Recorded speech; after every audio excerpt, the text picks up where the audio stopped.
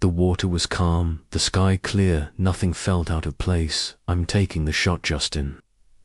Lion's voice crackled through Thecamera rig. "We've almost got it. Keep swimming, mate." But in the blink of an eye, everything changed. The massive stingray below them shifted, its tail lifted. Anthon, oh no.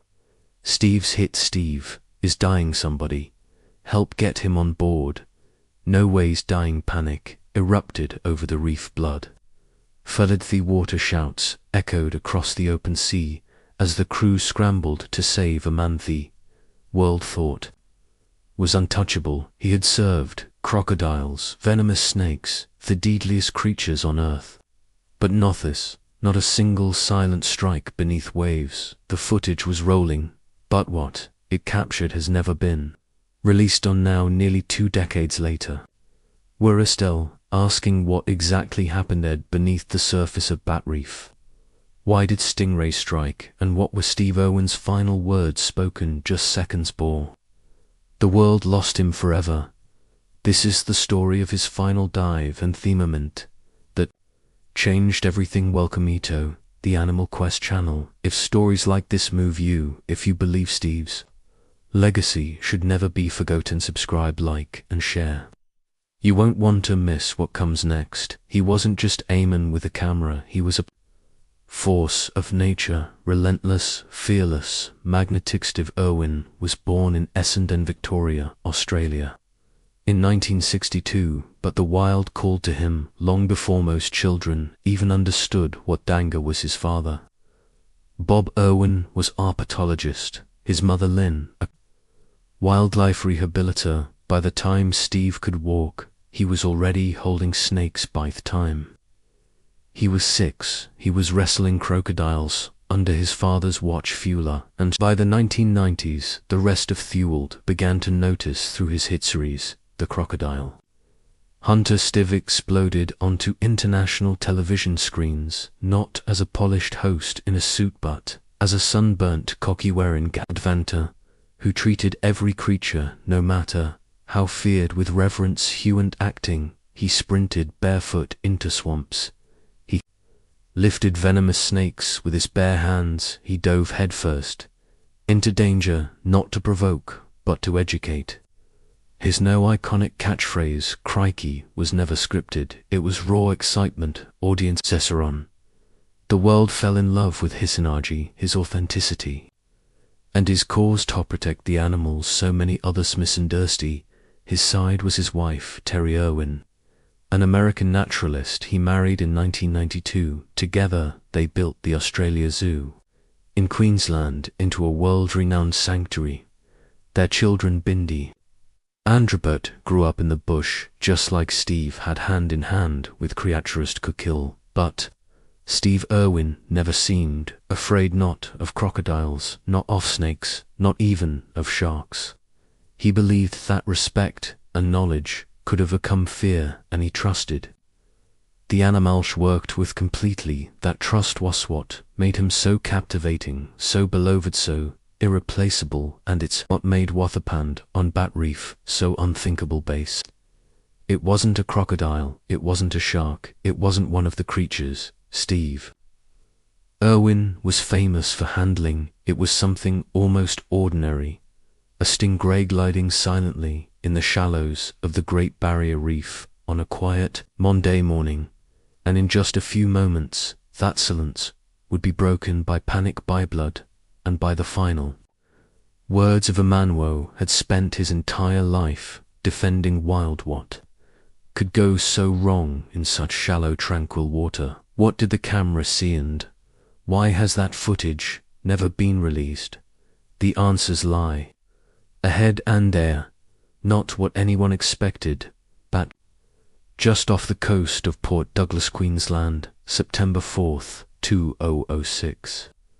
The sun hung high over the turquoise waters off the Coral Sea. From the surface, it looked like paradise, calm waves rolling over shallow reef, the kind of place you take your family photo, not prepare for disaster. Steve Irwin was there with his trusted team, filming segments for a new wildlife documentary titled Ocean's deadliest it was, meant to spotlight some of the most feared and misunderstood creatures of the ocean. Box jellyfish, sea snakes, crocodiles, but that day shoot wasn't supposed to be dangerous at all, with main production paused due to bad weather. Further out at sea, Steve and his cameraman, Justin Lyons, decided to make use of the lull. They would film some simple B-roll, quiet, shallow shots of Steve swimming above the reef, something in gentle filler footage. No one expected it'd be the last time a camera would ever film Steve Irwin alive. They slipped into the water late that morning. The plan was straightforward: filmed Steve swimming over reef flats, capturing graceful movement in natural interaction. These were easy shots. They'd done this kind of thing 100 times before. As Steve glided silently just a few feet above seafloor, his eyes caught movement. A massive, short-tailed stingray, nearly 8 feet wide, resting calmly on the sandy bottom. Stingrays, while equipped with venomous barbs, are generally passive creatures. Steve had encountered them countless times. There was no fear, only fascination. Tist began filming, immediately tracking Steve. As he moved in closer for a better angle, the stingray stirred gently, but did not flee. It appeared relaxed, placid. Even as Steve floated above it, they circled it slowly, careful not to block its escape route. But something shifted in a split second. The dissolved. The cameras were still rolling, but this wasn't footage meant for the world. This was tragedy unfolding in real time.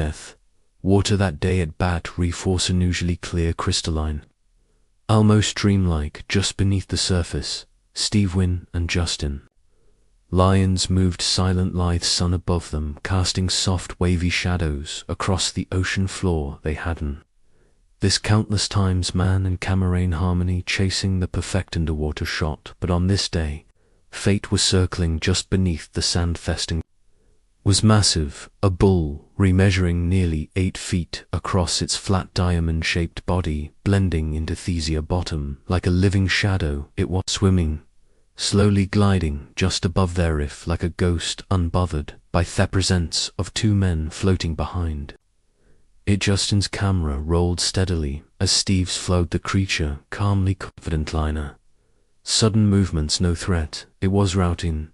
The stingray was swimming away, and Steve wanted one last passover shot, just one. He hovered above it, letting it lead for the cleanest frame button. It happened without warning.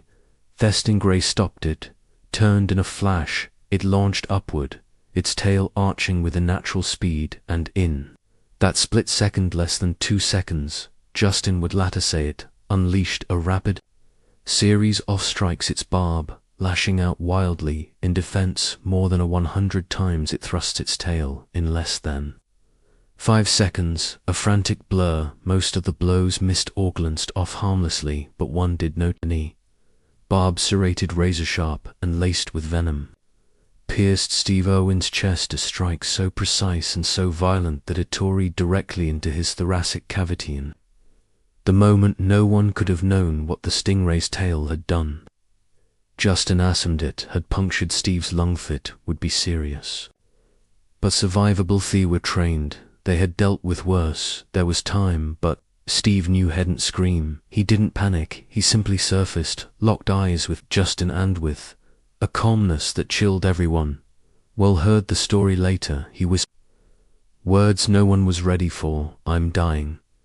Blood was already clouding the water as Justin rushed to pull him onto the inflatable boat. Steve, fighting through shock and pain, pulled the stingray barb from his own chest. The wound was deep-earthened. Anyone realized the venom wasn't threat, it was the location.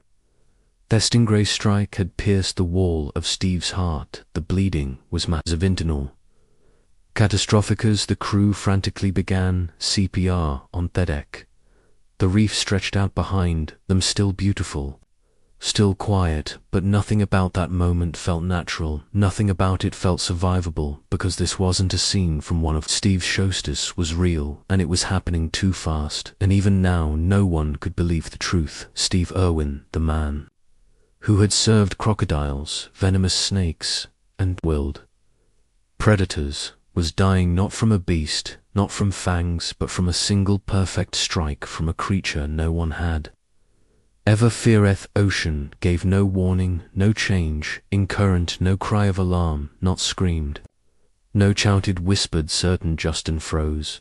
For a heartbeat, it didn't compute. This was Steve Irwin. He didn't say things like that. He didn't die, but intos. 2 words, there was no doubt. Steve wasn't guessing, he knew. The stingray was gone, long gone. It had delivered its blow and retreated into the reef as silently as it came, but the damage had already been done. The puncture wound was small, just a few centimeters wide, but inside it had torn through Steve's pericardium sac that protects the heart. Blood was filling his chest cavity. Every minute that passed, he slipped further away. They performed CPR for over an horn and stop, compressing his chest, counting breaths, begging for signs. There was no ambulance to call, no emergency room. Just down the road they were a floating tridge unit in the middle of the coral sea, fighting to bring back a man thralled, adored.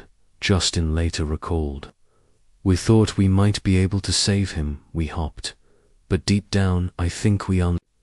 As they sped back toward Port Douglas, the boat crashing over waves, the energy on board shifted from urgency to helplessness, and then to silence. Steve Irwin's heart had stopped. There was no screaming, no dramatic moment, just the weight of it, the unbearable realization settling in as the sky above remained blue, and the water eerily still. The Great Barrier Reef, the very place he had loved so deeply, had just taken him. And as the boat raced toward shore, Karinga, lifeless body and a grieving crew, remained unaware, but that ways about to change a boat reached low isles, a speck off sand and coral off the coast of Port Douglas, where paramedics were waiting on shore, but they already knew there was no pulse, no breath, no hope. At 12:53 p.m. on September 4th, 2006, Steve Irwin, Australia's most beloved wildlife farrier, was officially pronounced dead. Cause: a penetrating heart injury from a stingray barb. It had pierced his chest at just the wrong angle, cutting through the wall of his heart like a blade. The injury was described by the medical examiner as unsurvivable. The team that had filmed him for years followed him into jungles and swamps and rivers. No stood in the stunned silence. Cameraman Justin Lyons, still shaking, would later say, "We thought we were filming a beautiful shot of a stingray swimming gand. Then out of nowhere, it turned into the worst moment of our lives." News of Steve Irwin's death spread like wildfire in the hours that followed.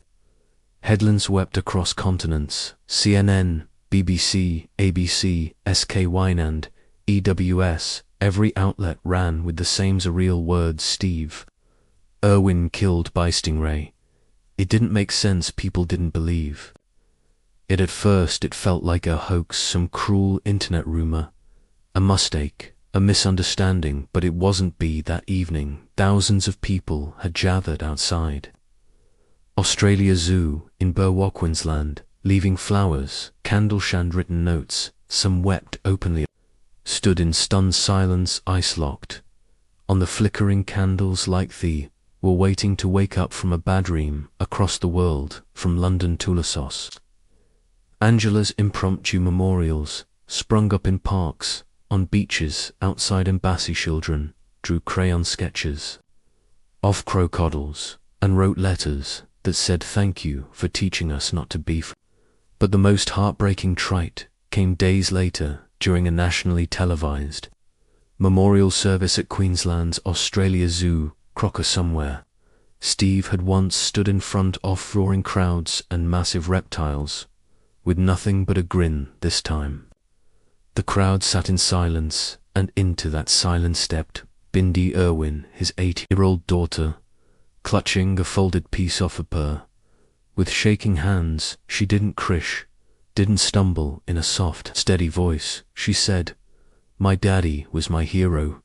He was always there for me when I needed him. He listened to me and taught me so many things. I want to help endangered wildlife, just like he did." There wasn't a dry eye in the stadium.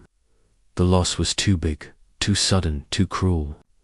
Steve Irwin had faced down death 100 times before, smiling, laughing, always walking away. But this time, death didn't come with a roar or a warning. It came silently from below, from a creature no one feared in water, no one thought dangerous, and that is what made it so hard to accept. The world had lost a man who wasn't just fearless, but who had made us feel brave. The aftermath as shock gave way to questions. The world turned to experts, marine biologists, venom specialists, and animal behaviorists, searching for an answer to the unthinkable. How could these sharpened stingrays, by nature, are not aggressive? They don't chase, they don't stalk, they don't attack. Their first instinct, when threatened, is to flee, to vanish into the sand or dart into deeper water. And yet, on that day, at Brancheau, of them killed, the world's most experienced wildlife handler. It didn't make sense until you look closer. The stingray that struck Steve Irwin was a short-tailed stingray, a species known for its immense size and powerful tail. Along the top of that tail sits a venomous barb, sharp as a dagger and serrated like a hunting knife. But it's not a weapon of pursuit. It's a defensive mechanism used only when the animal feels cornered or threatened, and that's what experts believe happened.